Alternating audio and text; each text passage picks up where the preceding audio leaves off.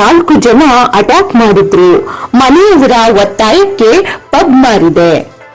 Real life ನಲ್ಲಿ ನಡೆದಂತಹ ಘಟನೆಗಳು, ಚಿತ್ರರಂಗದಲ್ಲಿರುವ ಸಮಸ್ಯೆಗಳ ಬಗ್ಗೆ ಬಿಗ್ ಬಾಸ್ ಕನ್ನಡ ಹತ್ತಿರ ಸ್ಪರ್ಧಿ ವಿನಯ್ ಗೌಡ ಅವರು ಸಂದರ್ಶನ ನೀಡಿದ್ದಾರೆ.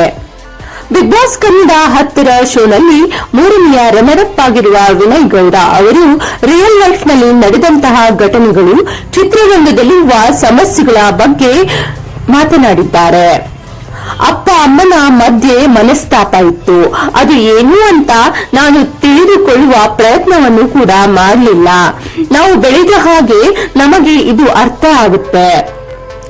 ಸಮಾಜಕ್ಕೋಸ್ಕರ ನಾವು ಒಟ್ಟಿಗೆ ಇರಬೇಕು ಅನ್ನೋ ಬದಲು ದೂರ ಆಗಿ ಖುಷಿಯಾಗಿರೋದು ಒಳ್ಳೆಯದು. ನನ್ನ ತಂದೆ ಜೊತೆಗೆ ನಾನಿದ್ದೆ. ಮತ್ತೆ ಮದುವೆಯಾಗದ ಅವರು ಕುಡಿದು ತನ್ನ ಹತಾಶೆಯನ್ನ ನನ್ನ ಮೇಲೆ ಹಾಕುತ್ತಿದ್ದರು.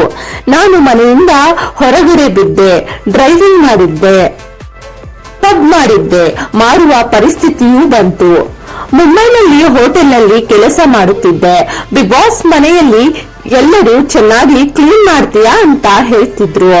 ನಾನು ಹೋಟೆಲ್ನಲ್ಲಿ ಕೆಲಸ ಮಾಡಿದ್ದಕ್ಕೆ ಅಂದು ಚೆನ್ನಾಗಿ ಕ್ಲೀನ್ ಮಾಡಿದ್ದೆ. ಅದಾದ ನಂತರ ಸಿಸಿಟಿವಿ ಕಂಪನಿಯಲ್ಲಿ ಕೆಲಸ ಮಾಡಿದೆ. ಹೋಟೆಲ್ನಲ್ಲಿ ಮ್ಯಾನೇಜರ್ ಆಗಿ ಕೆಲಸ ಮಾಡಿದೆ. ಅಲ್ಲಿಂದ ಹೊರಗಡೆ ಬಂದು ಪಬ್ ಮಾಡಿದೆ. ಪಬ್ ಎನ್ನುವ ಪ್ರಪಂಚದಲ್ಲಿ ಸ್ಪರ್ಧೆ ಜೋರಾಗಿತ್ತು. ಹೀಗಾಗಿ ಬೇರೆಯವರಿಗೆ ಸಮಸ್ಯೆ ಆಯ್ತು. ಈ ರೀತಿ ಮಾಡಬೇಡ, ಆ ರೀತಿ ಮಾಡಬೇಡ ಅಂತ ನನಗೆ ಬೆದರಿಕೆ ಕರೆ ಬಂತು. KR ಮಾರ್ಕೆಟ್ ಬಳಿ 4 ಜನ ಹುಡುಗರು ಬಂದು ನನ್ನ ಮೇಲೆ ಅಟ್ಯಾಕ್ ಮಾಡಿದ್ರು. ಮನೆಯಲ್ಲಿ ಇದನ್ನ ನೋಡಿ ಹೆದರಿಕೊಂಡ್ರು. ಹೀಗಾಗಿ ನಾನು ಪಬ್ ಮಾರಿದೆ. ಅಪ್ಪ ಅಮ್ಮನ ವಿಚ್ಛೇದನ ತುಂಬಾ ಪಾಠ ಕಲಿಸ್ತು. ನನ್ನ ತಂದೆಯನ್ನು ನಾನು ನೋಡಿದ್ದೆ. ನನ್ನ ತಂದೆ ಕೂಡ ಚಿತ್ರರಂಗದಲ್ಲಿದ್ದರು.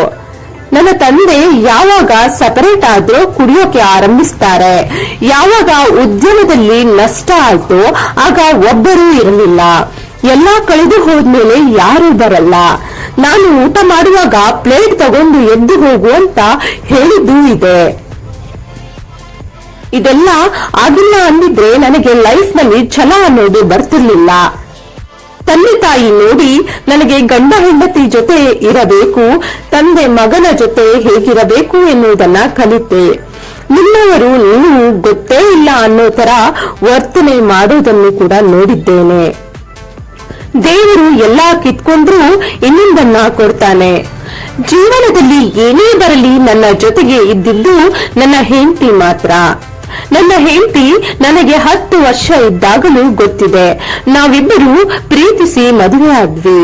ನನ್ನ ಕಷ್ಟ ಸುಖದಲ್ಲಿ ಹೆಂಡತಿ ಜೊತೆಗಿದ್ದಾಳೆ.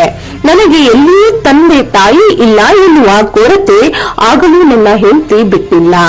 ನನ್ನ ಹೆಂಡತಿಯೇ ನನಗೆ ಗರ್ಲ್ ಫ್ರೆಂಡ್, ತಾಯಿ, ಎಲ್ಲವೂ. ದೇವರು ಎಲ್ಲಾ ಕಿತ್ಕೊಂಡು ಒಂದು ಕೊಟ್ಟ ಅಂತ ಅನಿಸುತ್ತೆ. ಈಗ ನಾನು ಇರುವ ಜೀವನ ನೋಡಿದರೆ ಕನಸು ಇದ್ದ ಹಾಗೆ. ಜನರ ಪ್ರೀತಿ, ಸಿನಿಮಾದಿಂದ ಸಿಗುತ್ತಿರುವ ಪ್ರೀತಿ ನೋಡಿದರೆ ಕನಸಿನ ತರ ಕಾಣಿಸುತ್ತದೆ. ಇದು ಭಯವನ್ನು ಕೂಡ ಹುಟ್ಟಿಸುತ್ತೆ. ನಾನು ಎಲ್ಲಿಯೂ ತಪ್ಪು ಹೆಜ್ಜೆಯನ್ನ ಇಡಬಾರ್ದು, ಜವಾಬ್ದಾರಿಯನ್ನ ಹೊತ್ತುಕೊಂಡು ಮುಂದುವರಿಯೋಣ ಅಂತಿದ್ದೀನಿ. ನಮಗೆ ಅವಕಾಶವನ್ನ ಕೊಡಿ, ನಾವು ಚೆನ್ನಾಗಿ ನಟಿಸ್ತೀವಿ. ನಮ್ಮಲ್ಲಿ ತುಂಬಾ ಚೆನ್ನಾಗಿರುವ ವಿಲನ್ಗಳಿದ್ದಾರೆ. ನಮ್ಮಲ್ಲಿ ಬೇರೆ ಭಾಷೆಯಿಂದ ಡೈಲಾಗ್ ಬರದಿರುವ, ಭಾಷೆ ಗೊತ್ತಿಲ್ಲದವರನ್ನ ಕರೆಸಿಕೊಂಡು ಲಿಪ್ ಸಿಂಕ್ ಮಾಡಿಸುತ್ತೇವೆ. ಆಮೇಲೆ ನಟನೆಗೂ ಡೈಲಾಗ್ಗೂ ಸಿಂಕ್ ಆಗೋದಿಲ್ಲ. ಕನ್ನಡದಲ್ಲಿ ಸಿನಿಮಾ ಆಗ್ತಿದೆ ಎಂದರೆ ಬೇರೆ ಭಾಷೆಯವರು ನಮ್ಮ ಕಡೆ ನೋಡ್ತಾರೆ.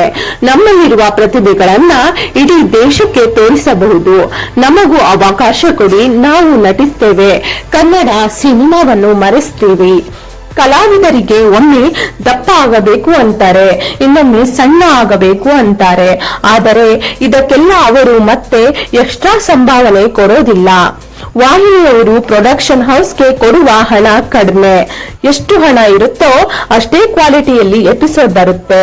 ಹೀಗಾಗಿ ಸಂಭಾವನೆ ಜಾಸ್ತಿ ಕೊಟ್ಟರೆ ಸಿನಿಮಾ ತರದಲ್ಲಿ ಧಾರಾವಾಹಿಯನ್ನು ಶೂಟ್ ಮಾಡಬಹುದು. ನನ್ನ ಮುಖ ತುಂಬಾ ಯೂಸ್ ಆಗಿದೆ ಅಂತ ಹೇಳಿದ್ರು.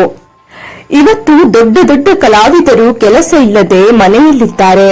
ಡೈಲಾಗ್ ಹೇಳಲು ಬರದೆ ಇರೋರು ತೆರೆ ಮೇಲೆ ನಟಿಸುತ್ತಿದ್ದಾರೆ.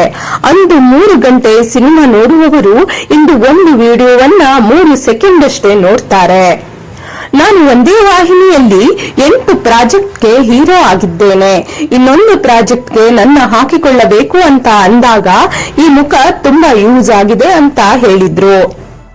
ನನಗೆ ಈಗ ಕನ್ನಡ, ತೆಲುಗು, ಮಲಯಾಳಂ ಭಾಷೆಯಿಂದ ಸಿನಿಮಾ ಆಫರ್ ಬಂದಿದೆ. ವಿಲನ್ ಆಗಿ ಮಿಂಚಬೇಕು ಎಂದು ಆಸೆ ಇಟ್ಟುಕೊಂಡಿದ್ದೇನೆ.